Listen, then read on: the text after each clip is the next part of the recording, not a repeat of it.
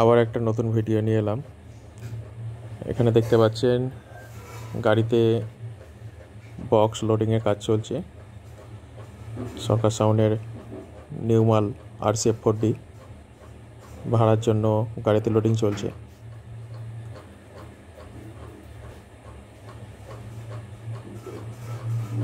এখন এই ভিডিওটাই দিলাম, আবার যখন ফিল্ডে গিয়ে মাল লাগানোর কাজ চলবে বা ওখানে টেস্টিং ভিডিও দেওয়া হবে।